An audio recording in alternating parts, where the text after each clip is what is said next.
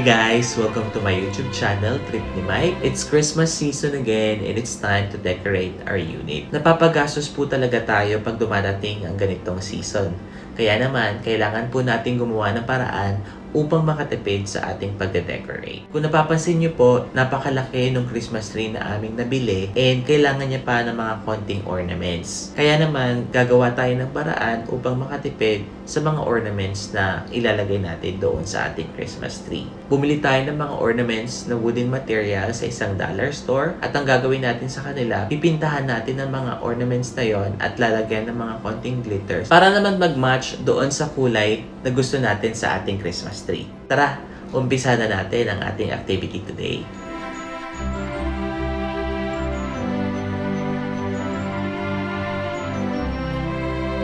Ang mga materials na kakailanganin ay ang mga sumusunod: acrylic paint, paintbrush, small cup, wooden ornaments. Shake muna natin itong acrylic para ma-mix siya ng mabuti. And then, ilagay na siya sa small cup para mas madali siyang magamit. Tanggalin muna natin itong para hindi siya mapintahan. Tanggalin muna natin siya. So, pinturahan na natin siya.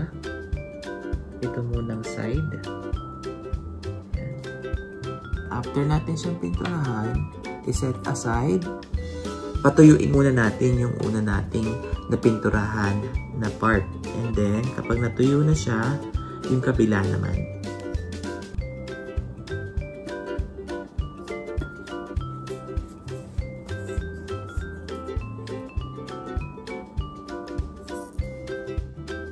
Ngayon naman, pipintahan naman natin yung other side kasi natuyo na ito.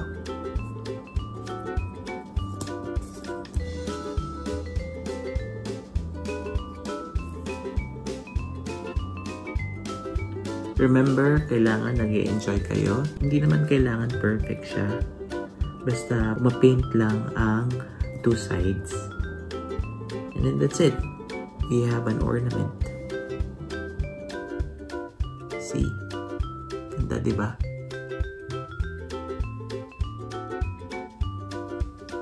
And we have finished product.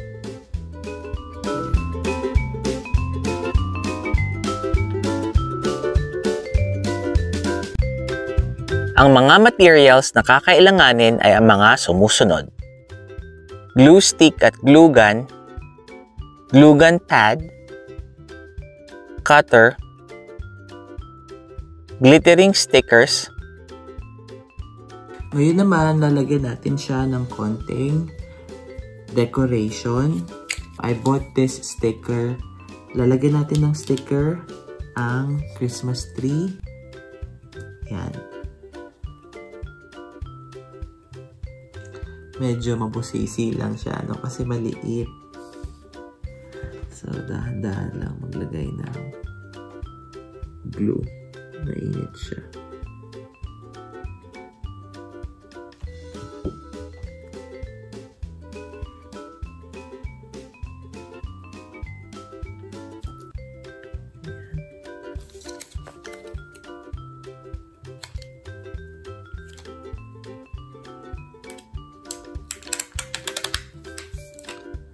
Ganito siya, guys. Oh.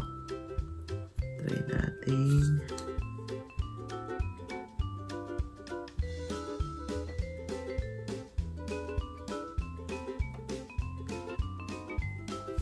So, ang gagawin ko, ikakat ko na lang to.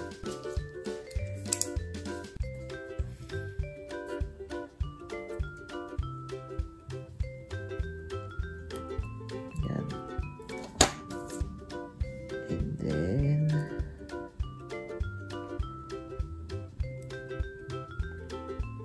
yan.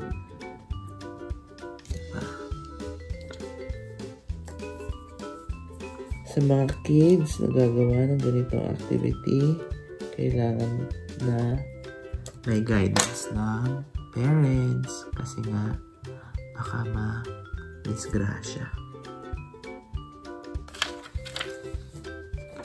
I need... Nope. I will just use this.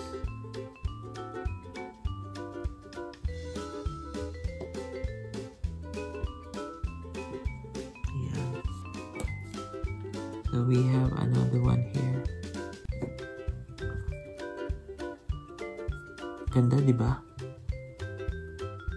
Ngayon naman, ibabalik na natin ang twine. Abaka twine. Para may sabitan siya. Medyo mahirap nga lang kasi tinanggal natin siya kanina, di ba? There.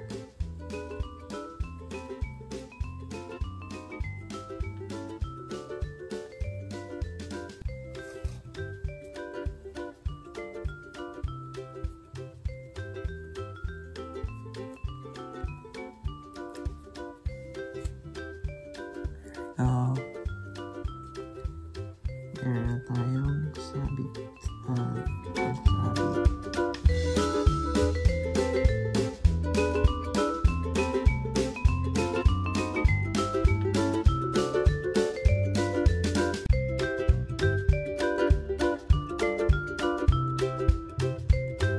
Ang mga materials na kakailanganin ay ang mga sumusunod: funnel o embudo, fillable ornaments, glitters. Ngayon naman guys, ang gagawin natin, magkakaroon ulit tayo ng another kind of ornament, but this time is very simple. What you need is only these glitters. Okay?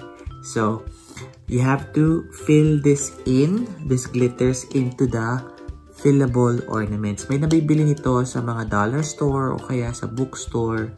At pwede siyang lagyan ng styrofoam para magmukhang may snow sa loob. O kaya naman, ibang kulay na glitters na gusto nyo. Katulad ng red, green, depending on the color that you want in your ornaments. This time, since ang gusto nating kulay ay gold and silver, kaya naman bumili tayo ng gold and silver sa isang dollar store again.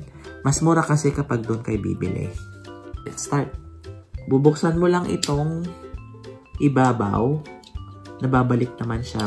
Basta dahan-dahan lang kasi medyo malambot itong part na to. O tayo ng embudo.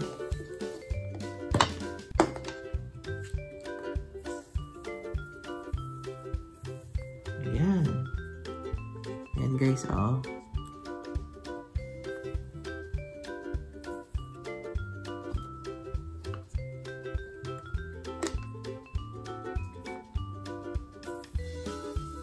Hindi talaga full. Kailangan hanggang dito lang. Mismo sa bottom. I-shake nyo lang siya para kumalat. Ayan. Diba? Ang ganda niya. Grabe. Paktak natin yung funnel. Reminder lang, no? Kailangan dry yung funnel para hindi dumikit yung glitter doon sa mismong embudo. Ibalik na natin to.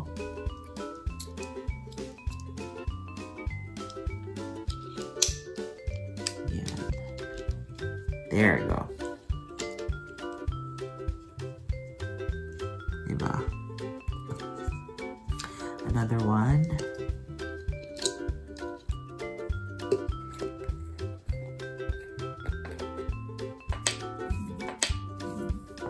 Oh my God, gutom na ako. Narinig niyo ba yun, guys? Yung chan ko, bumulat.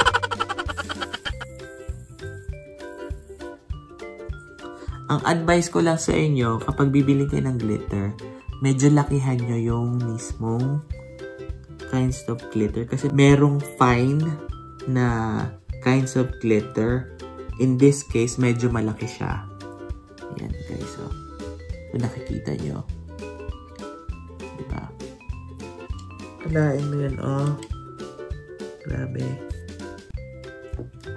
If you're gonna buy this one in a shopping mall or a branded one, usually, this one is $12. Imagine magkano lang ang nagastos natin. Itong glitters, $150.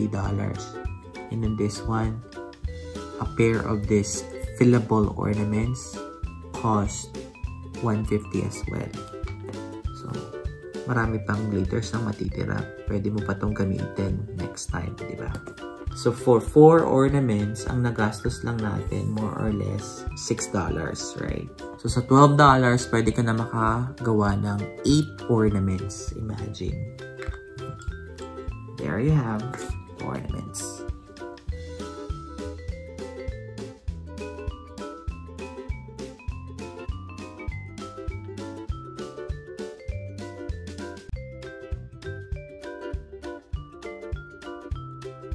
Ang mga materials na kakailanganin ay ang mga sumusunod.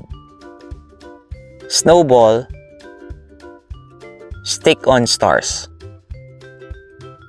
Ngayon naman guys, gagawa tayo ng isang type ng ornaments na kung saan gagamit tayo ng snowball. At para magkaroon siya ng design, lalagyan natin siya ng mga stars. Since wala ang snowflakes, ang alternative natin ay itong mga stick-on stars. Madali lang siyang gamitin dahil dumidikit agad siya. Ipipil up mo lang itong puti at ididikit lang doon sa mismong snowball. So, start na tayo.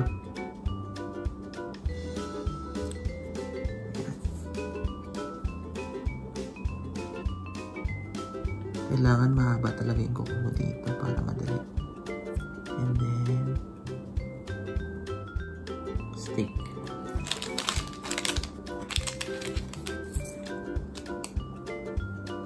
Scatter lang siya. Ang guide nyo lang dito, kailangan yung distance ng mga stars equal. Yan. Ang ganda niya, diba?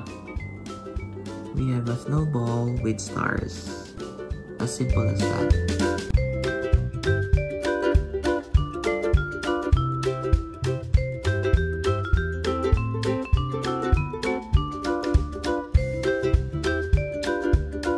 Ang mga materials na kakailanganin ay ang mga sumusunod. Acrylic paint, paintbrush, small cup, wooden ornaments. So ngayon naman guys, magpipinta tayo ng ibang klaseng ornaments. Before, nagpinta tayo ng stars and Christmas tree without any designs like this. Right? But this time, medyo intricate yung design ng bawat wooden material na ito. Let's start painting. So gagamit lang tayo uli ng white color na acrylic. Pipintahan lang natin siya for now, both sides, front and back. And then after nating mapatuyo to, isasabit na natin siya. Yan, ganun lang kasimple.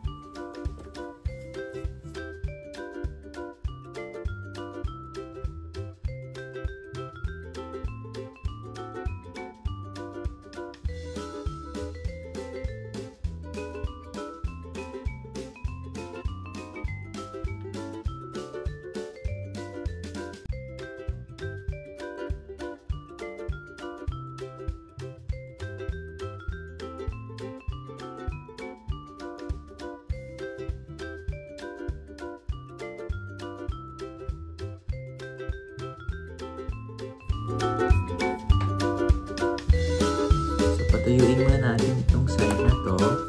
Then let's try to paint another shape ng star.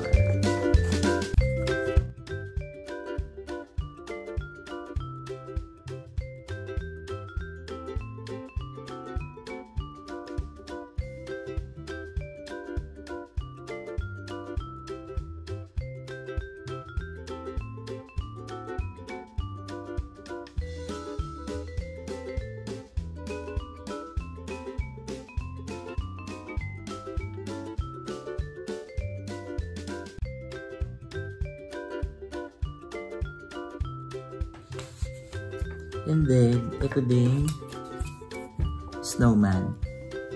And another kind of snowflake. Yan. Pintahan lang natin to. Ayan. Kabilang side naman.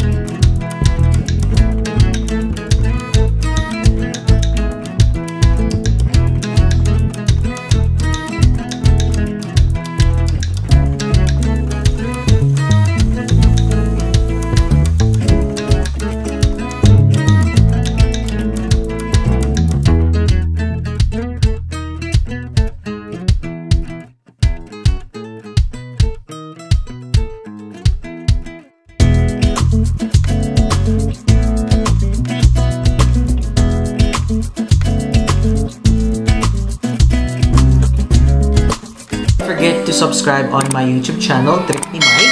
Like this video by clicking the thumbs up down below and hit the notification bell for more updates. Follow nyo na rin po ako sa social media accounts like Twitter and Instagram at Trip ni Mike. Like my Facebook page, Trip ni Mike. Thank you for watching. See you again!